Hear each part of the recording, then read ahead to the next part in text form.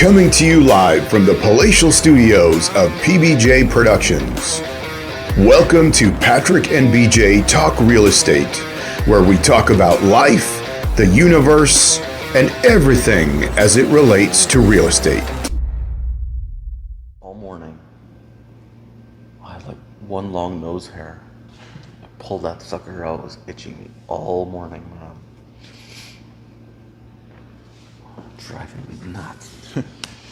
Okay. During the meeting, trying not to like reach in there. Yeah, right.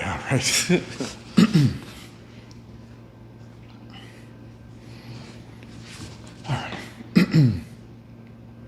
All right. Hey everybody, it's BJ. And Patrick. And we're back talking all things real estate. And there's been a lot of stuff in the market, in the media, and in the news, yeah. In the news with talk about immigration and talk about immigration numbers and the effect of immigration on the economy, on the housing market. It's a hot topic, right? We're at record levels for immigration, so yeah. I could see why it's in the news. Right. So that's something we want to address today. Let me read the headline for us, and this comes from the CBC. The headline reads, "Linking immigration to housing shortage may be missing the problem." Oh, so it's maybe not to blame. I think the idea is there's a bigger picture, and it may have something to do with it, but to just point the finger and say this is what the problem is, and so this is what we need to do, and if we lower these numbers, it's going to fix everything? Well, I completely agree with you, right? Like, it's probably not the entire problem, but it's a portion of the problem. Yeah. And our politicians, they get into these habits of like pointing to blame, like, right. Oh, the cost of housing is on this. And then when they've made it, kind of a rule for that, they pick something else. Right. And they pick something else. Yeah, because they continue to react instead of looking at the problem as a whole and say, okay, we need to actually look at this thing and make some decisions. Let me read something else here from the article. I thought this was very, very well done, this part. Immigration is not the only thing putting a strain on the housing market. High interest rates, increasing building costs, and red tape at the municipal level can slow down or halt home construction are all part of the picture. So these are all factors that we've been continually talking about. Does that sound familiar? Because we've been beating this drum for a while. Maybe we weren't specifically addressing the interest rates, but we were talking and have talked quite a bit about the building costs, and which a lot of that comes to taxes, carbon tax, all these things, with just the cost of goods, the cost to build, and then also I think, which is huge, is the red tape that goes with the municipalities and the bureaucracy that's involved in that, in getting permits and approvals. And we talked about this before, that there's that place down at the harbor. They're in it for $1 million. Yeah, after 10 years. After 10 years. The roundhouse in Vic West, right? Yeah. And like the Oak Bay one that finally got approved for, I don't know, not that many units. Same thing, 10 years, yeah. right? Yeah. That's not the average. That's outside of the average. Those are like extreme examples. But what is it? Victoria, Vancouver, and Toronto, Vancouver, Victoria are probably the most guilty of like the longest approval processes. Yeah. Which yes, the governments are all looking at helping expedite to the changing official community plans and changing processes for future. So we'll see. This should improve in theory, right? Yeah, and there's been certainly, we come to this article or this broadcast by the CBC based on the fact that they're saying, okay, what can we do about it? Government saying we need to change these immigration numbers. And that may be part of the equation. I think what we're saying is there's something more than just it's not just the one thing. Let me read another part here. Experts and economists say that targeting immigration broadly won't bring the cost of housing down. We're talking market housing is what I'm thinking, right? Yeah. Okay.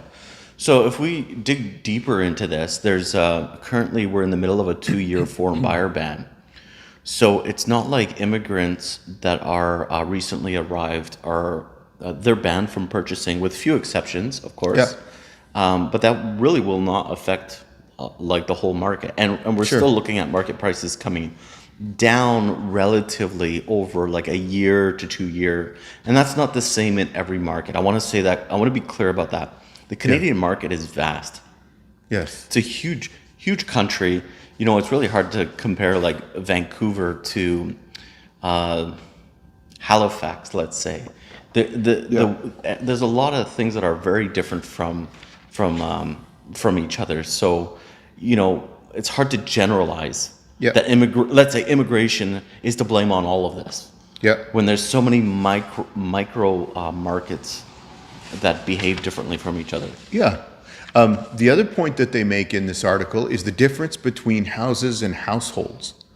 So if you're coming as an immigrant to Canada, for example, yes, and let's say there's 4 of you, that's one household. You don't need 4 houses or 4 condos. Right. Right?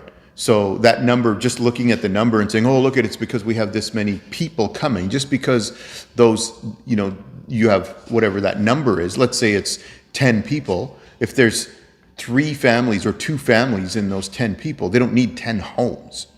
Right. So that's a good point to bring up. When we look at construction numbers, new housing starts and immigration, and where the reports keep saying we're in a shortfall, we need 1.5 home, or we need 1 home or household per 1.5 people. So that averages out like how many people are coming here as singles or couples or family. Yeah. That's what it says. Just to keep up with the pace. And so we understand this is really a different animal than international students, because there was just a cap recently put on international students. Is that proposed, or will that be for next year? I wasn't sure about the announcement. I think that's going to happen. I think it's going to happen. Yeah. Yeah. Okay. Yeah. And the thing is, again, an international student is not coming to buy a home. Not typically. They're renting. Right? Not typically, and plus the foreign buyer ban on top of it, even with exceptions. Right. So that won't have an effect on the housing market in terms of sales. Mm-hmm. It'll have an effect on the rental market potentially. Right. Okay. It might improve the rental market slightly. But I would say if we saw better interest rates and lowered the cost of housing, the cost to build houses, we would see more rental properties coming on the market, because people who are renting would now be able to afford going into a home. Yes. Right? That makes sense to me. Right? So let me read another quote from here. They took this quote from the Canadian Chamber of Commerce, and their quote is that building more homes is preferable to cutting immigration, because what they see, and if you cut immigration and you are limiting the skilled labor or the skilled workforce, then how does that help the economy, is what they're saying. This is a huge topic. Right? I mean, like, we're having high levels of immigration to fill skilled worker gaps. Yeah. Right, with the baby boomers retiring and leaving those skilled trades. So we're going to have a shortage of we have a shortage now of skilled labor, and this is one of the reasons why, like, coming to Canada, if you have those kind of skills that benefit Canada, it's sort of like a fast track to come and immigrate to Canada. And have employment, and well-paying employment. For the most part, it really becomes a win-win for everybody in that context. Right. So you can't take away from one to expect like improvement on another. Right. Let me read another quote. This is from David Holchansky, who is a professor of housing and community development at the University of Toronto. Okay. His quote is, focusing on immigration as a cause and promising to reduce it in order to bring housing costs down is just another way to avoid the real discussion that we need about systemic change. I wonder what, I'd love to know more about that one. Well, think about it this way. If the system is broken, and I'm going to go back to the taxes, the levies, the process for builders to build, and the cost of building. If that system is broken, what are you doing by saying, okay, well, we don't want, we need to limit these immigration numbers so that we can take care of our housing problem. Well, if that's not the cause of the problem, you still haven't dealt with the root issue here, which is the system in how we're approving and putting the building projects out there is not working. I'll wrap this up with, I know what that means now. So the largest markets that I mentioned before have the most restrictive control on supply. Mm-hmm. And as a result, we have the highest values as well for where people want to go. Sure. Right? This doesn't make it more affordable in those areas. And to add to that, I understand there's a bigger picture to that too, because there's density, infrastructure, and things like that. Because this is, again, so there's a bigger picture. Yeah, it's not just a one size fits all, one thing, this is what's happening here. It's something, and really what the report in the CBC is saying from both sides of the equation, that some are saying, yes, there's an immigration problem and that's what we need to deal with. Others are saying, well, that may be part of it, but there's a bigger picture to this whole thing. And that's my opinion. That's not the whole solution. Yeah, I don't think there's just a knee-jerk reaction here, but we need to look at, does this sound like we've said this before? We need to look at the process and to give incentives to the builders and developers to build and to develop and build. Yes, I want to make a distinction between not blaming all immigration on increased housing prices. Absolutely. There's also interprovincial migration. Yes. And not every community, micro markets, right?